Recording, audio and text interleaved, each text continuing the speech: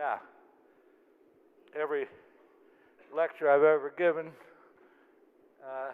has included my tribute to my Uncle Alex, my brother's kid brother, who was a graduate of Harvard and a wise man, but just an insurance salesman in Indianapolis. He was childless.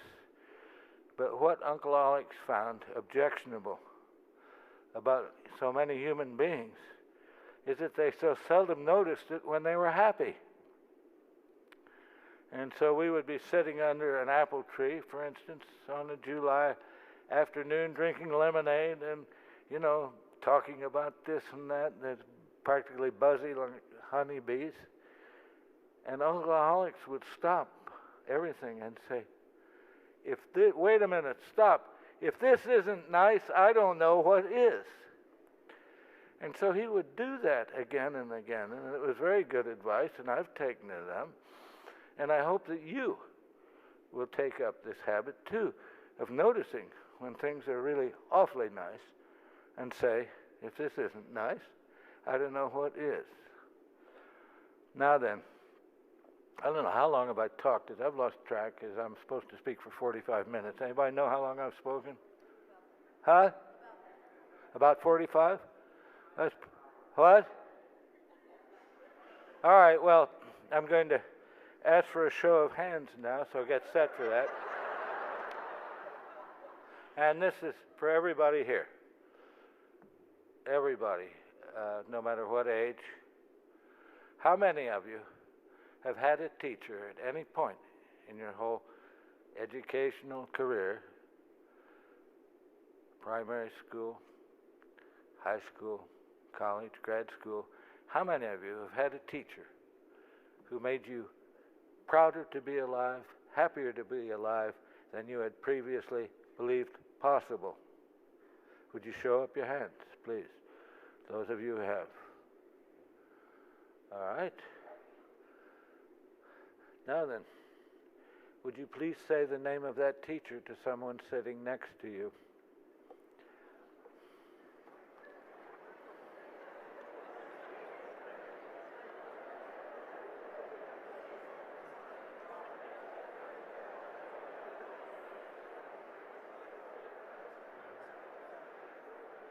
All done?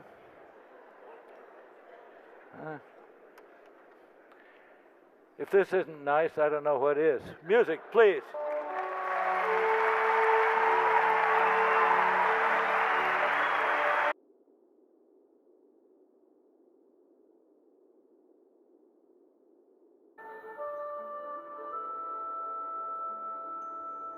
David, I often felt a sort of envy of human beings, of that thing they called spirit. Human beings had created a million explanations of the meaning of life in art, in poetry, in mathematical formulas. Certainly human beings must be the key to the meaning of existence, but human beings no longer existed. So, we began a project that would make it possible to recreate the living body of a person long dead from the DNA in a fragment of bone or mummified skin. We also wondered, would it be possible to retrieve a memory trace in resonance with a recreated body? And you know what we found? We found the very fabric of space-time itself appeared to store information about every event which had ever occurred in the past. But the experiment was a failure. For those who were resurrected only lived through a single day of renewed life.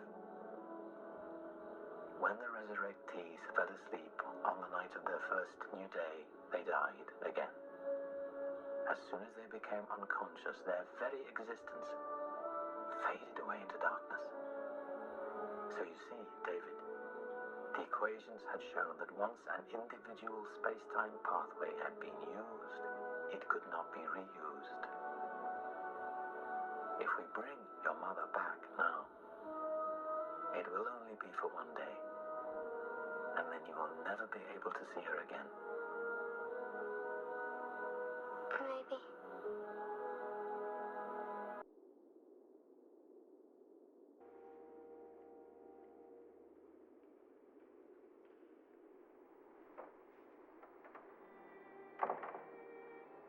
What an astonishing thing a book is. It's a flat object made from a tree with flexible parts on which are imprinted lots of funny dark squiggles. But one glance at it, and you're inside the mind of another person. Maybe somebody dead for thousands of years. Across the millennia, an author is speaking clearly and silently inside your head, directly to you. Writing is perhaps the greatest of human inventions, binding together people who never knew each other, citizens of distant epochs. Books break the shackles of time. I had such a dream last night. I was floating above the trees, with my lips connected to those of a beautiful figure. For what seemed like an age. Flowery treetops sprang up beneath us, and we rested on them with the lightness of a cloud.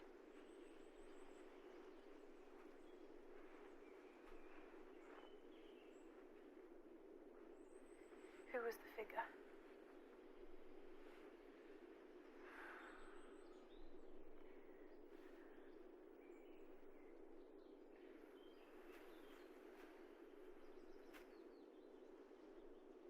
I must have had my eyes closed because I can't remember. And yet you remember the treetops? Not so well as I remember the lips.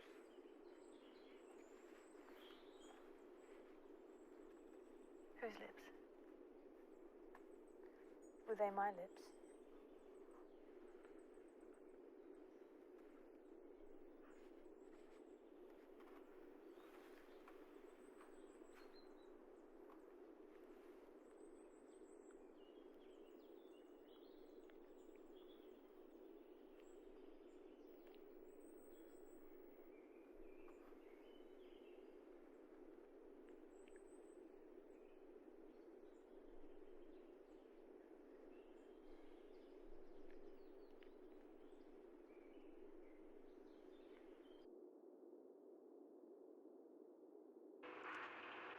The question is why, isn't it?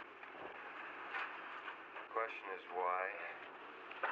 I don't know if cortisone is good for you or not, but to take a shot every other ball game is more than I wanted to do, and to walk around with a constant upset stomach because of the pills, and to be high half the time during a ball game because you're taking painkillers. I don't want to have to do that. What is your thought about the loss of income? Well, the loss of income. Let's put it this way. If there were a man who did not have use of one of his arms, and you told him it would cost a lot of money and he could buy back that use, he'd give him every dime he had, I believe. That's my feeling. And in a sense, maybe this is what I'm doing. I don't know. Yeah, I've got a lot of years to live after baseball, and I would like to live them with complete use of my body. I don't regret 1 minute of the last 12 years, but I think I would regret 1 year that was too many. He would become the youngest man ever elected to the Hall of Fame.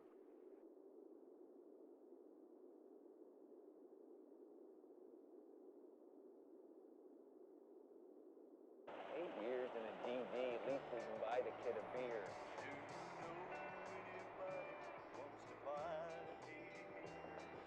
Hi, Ed. I'll take 30 cents worth of beer and a glass and the same from the shipmates here. It don't work here no more. Let me see your IDs. How come? Because this kid ain't old enough. Listen, pal. Listen yourself, pal. The law says I have to serve him, and says I can't. I'll tell you serve what him. you better do, Mr. Citizen Bartender. You take your beers and ram them up your ass sideways. You dig it? Whoa there, sunshine. We're going so you can take your hand off that horse cock you got stashed under the bar. How do you know I don't have something with a little more bark to it? Ho, ho, ho.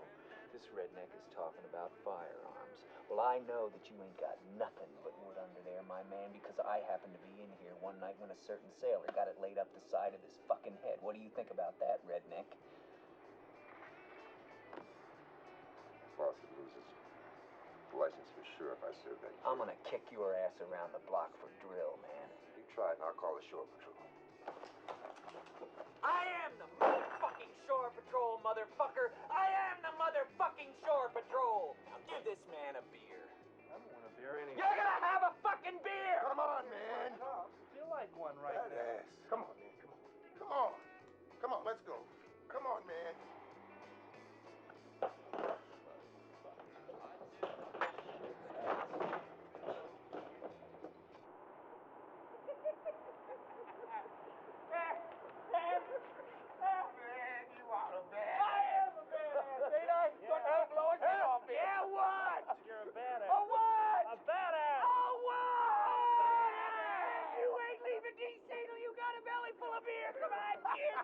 Jesus Christ!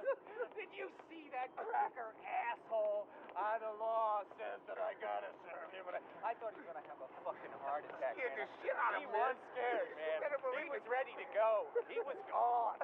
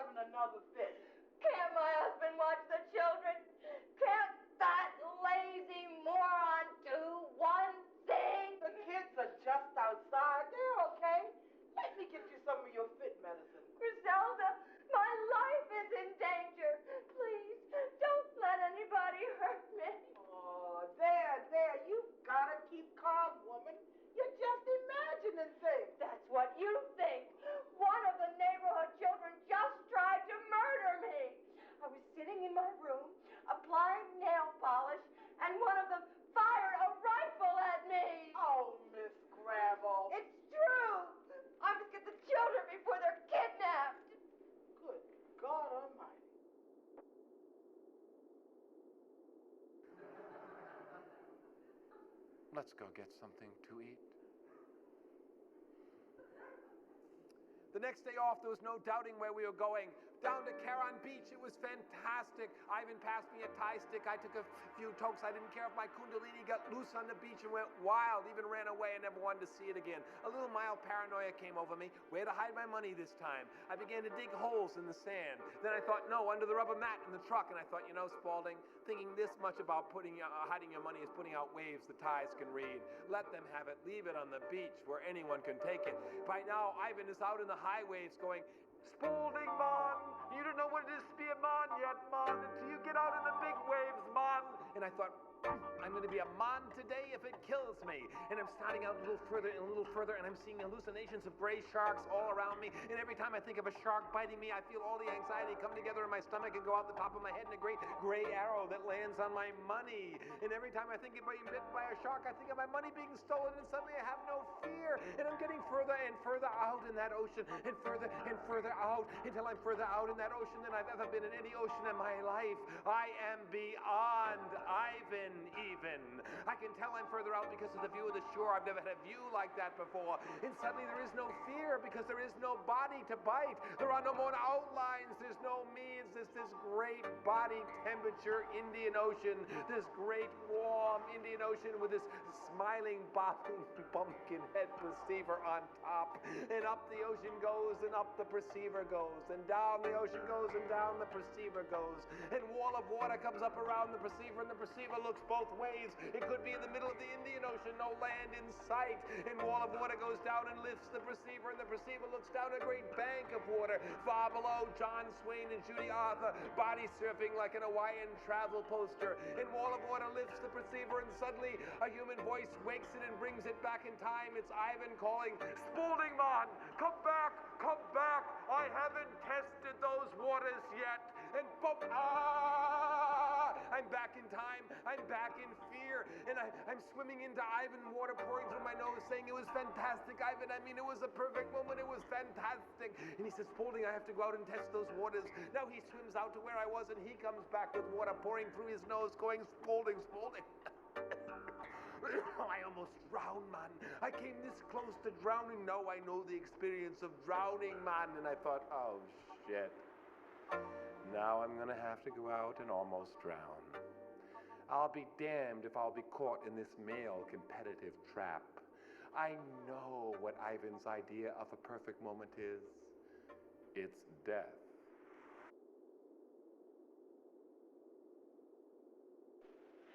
I came to tell you.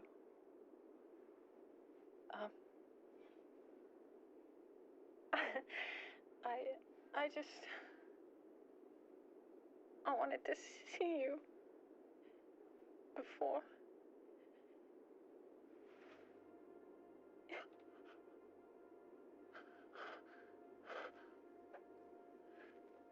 You have to leave now. And never come back here.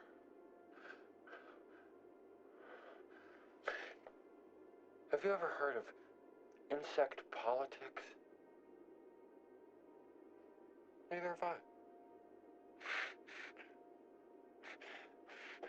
Insects don't have politics. They're very brutal. No compassion. No compromise. We can't trust the insect. I'd like to become the first insect politician. You see, I'd like to, but, I'm afraid, I don't know what you're trying to say. I'm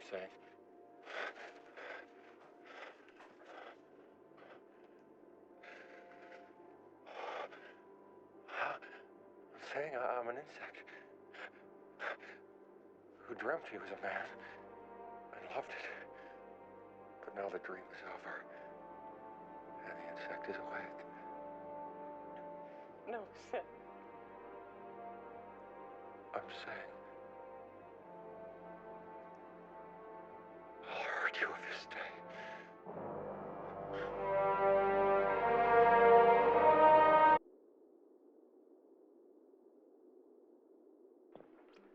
Yeah, but how much did you ask them? Well,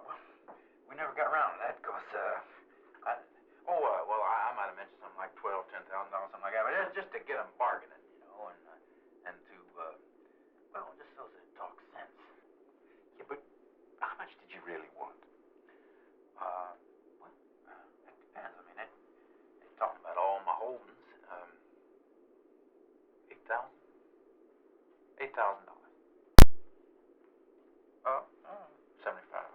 Probably more like, more right. You went very far apart, were you? Oh, hell no, that's what I'm trying to tell you. You see, and I don't know what to mean by all my holdings. I mean, all my holdings. Does that mean, my horses, my clothes, my underwear? I don't know what it means. Well, the fact is, shit, I'd be willing to make a deal for $6,250 if they don't count my personal property in that. I mean, that's provided that they buy my inventory separate. How much is that? Well, $350, $300. And then so you got $300 and the $6,250. So that's $65.50. Well, let's just make that an even $6,500, and you got yourself a deal. I don't make deals.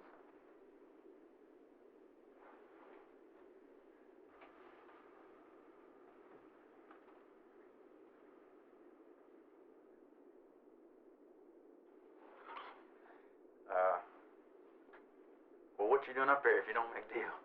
I came up here to hunt bear. I hear it's very good around here. Oh, get off. The bear.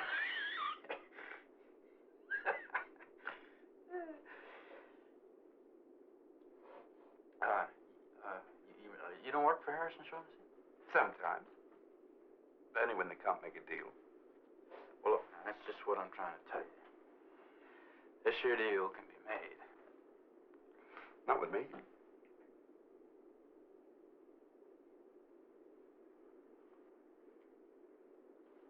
Well, I guess what I got to do is get in touch with this fellow Sears. See you boys later. McCabe, were you ever called Pudgy?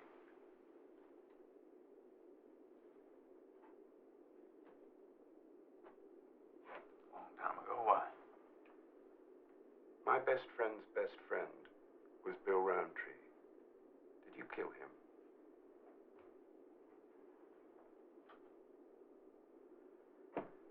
I was in a poker game when he got shot, but I didn't kill him. Are you calling his best friend a liar? Wait a minute, I ain't calling nobody a liar. Bill Roundtree got caught marking the Queens. He went for his gun and he got shot, that's all. I'm going to count 10. If you're not on that bridge by the time I'm finished, I'm going to get very cross with you.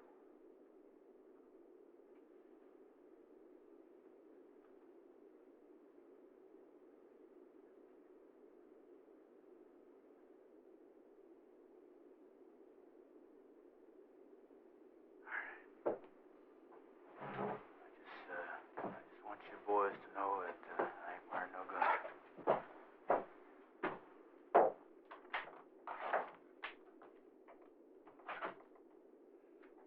Paddy, come here. Who the hell was this Bill Roundtree? Well, he was real well known. I mean, who said he shot him? I told you, everybody. He shot him with a derringer. That man? That man never killed anybody.